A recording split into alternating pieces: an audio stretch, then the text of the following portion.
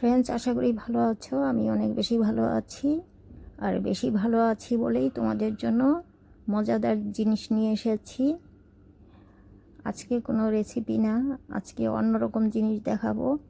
তো ভিডিওটা স্কিপ না করে শেষ পর্যন্ত ভিডিওটা দেখতে থাকো। আমি কেন বললাম মজাদার জিনিস এনেছি। তো এই দেখো আমি কি ছিলছি এখানে, দেখে বুঝতেই পারছো। যারা খাও তারা প্রথমেই বুঝে গেছো যে এটা কি জিনিস ছিলে নিচ্ছি। তো এটা হয়েছে কাঁচা আম। তো কাঁচা আম নুন লঙ্কা দিয়ে খেতে কে না পছন্দ করি। যারা যারা খুব বেশি পছন্দ করো টক খেতে, কমেন্ট করে জানাবে।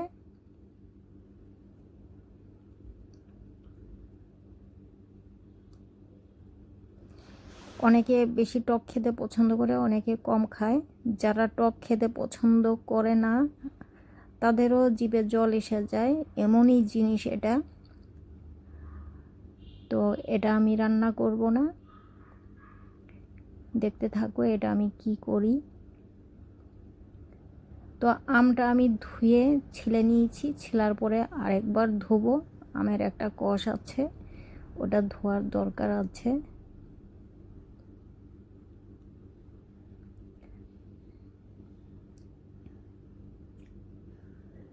তো এই কাঁচা আম দিয়ে অনেক রকমভাবে আচার বানানো যায়, আর আচার না বানিয়েও এটা অনেক রকমভাবে খাওয়া যায়।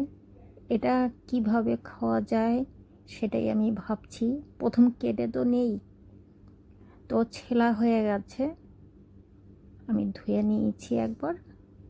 তো আমি এখানে চেষ্টা করছি আঠি বার করার। আঠি তো বেরোবে না, এটার আঠি হয়ে গেছে বাত্তি, ছাবড়া হয়ে গেছে, ছোবড়া ছোবড়া। তো এটা এইভাবে হবে না, এটা দুপাশে কাটতে হবে, কেটে আঠিটা বার করে নিতে হবে।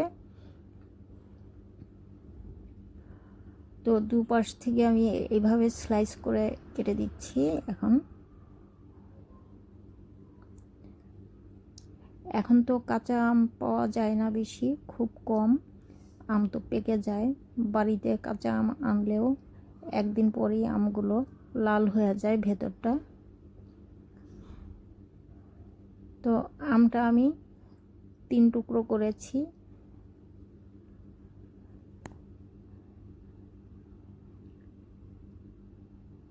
করে তারপর আমি এরকম লম্বা লম্বা করে স্লাইস করে নিচ্ছি।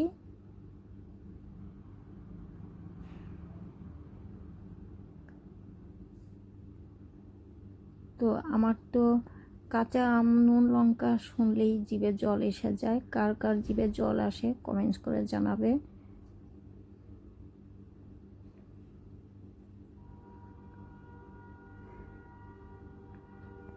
তো এই আমগুলো স্লাইস করা খুবই সহজ কাজ, এর থেকে সহজ কাজ আর হতেই পারে না। তা আমি সব পুরো আমটাই আমি এরকম লম্বা লম্বা করে কেটে নিয়েছি, পাতলা পাতলা করে। আর আঠিতে যতটুকু আছে ওটাও ছাড়াবার চেষ্টা করছি। আঠি এটার পাতলা হয়েছে, আমটাই হয়েছে বেশি। তো আম তো আমার কাটা হয়ে গেছে। এখন আঠির থেকে যতটা বেরোয় ওটা আমি নিয়ে নিয়েছি।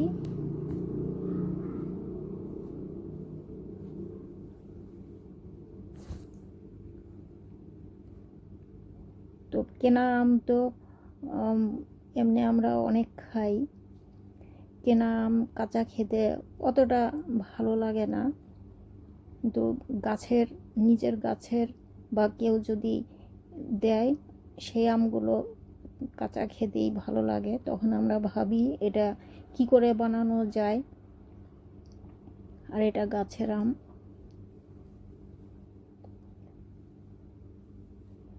তো আমগুলো আমার স্লাইস করা হয়ে গেছে। এখন আমি কি কি মিশাবো এটা একটু দেখে নাও। এখানে আমি 1 চামচ রেড চিলি পাউডার, এটা কাশ্মীরি রেড চিলি পাউডার না, যেটা আমরা সব সময় ইউজ করি রান্নাতে। ঝালটা 1 চামচ আমি এখানে মিশিয়েছি। আর হাফ চামচ বিট নুন, সরি ওটা বিট নুন ছিল না, ওটা চাট মশলা ছিল। এখন আমি বিট নুন মিশিয়েছি।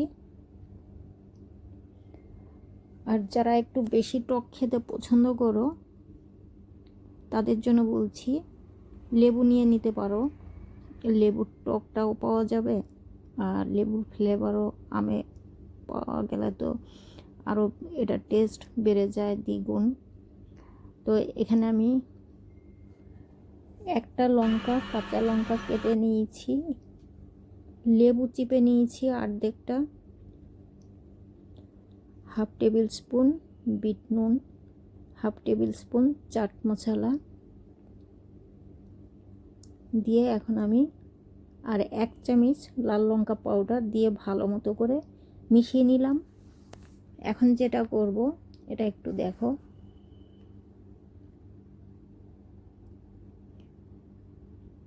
যে কাজটা আমরা সবাই করে থাকি, জিভের জল যদি আসে এটা দেখে তো আর জিভের জল সামলানোর মতো না। তো যারা যারা এটা টক খেতে পছন্দ করো কাঁচা আমের, আশা করি তাদের ভালো লাগবে। আমার এই কাঁচা আমের রেসিপি কেমন লেগেছে কমেন্টস করে জানাবে। ভালো থেকো, সুস্থ থেকো, আবার দেখা হবে নতুন ভিডিও নিয়ে। আমার চ্যানেল সাবস্ক্রাইব করবে, লাইক করবে, কমেন্টস তো করবেই। তো চলো আজকের মতো এখানেই।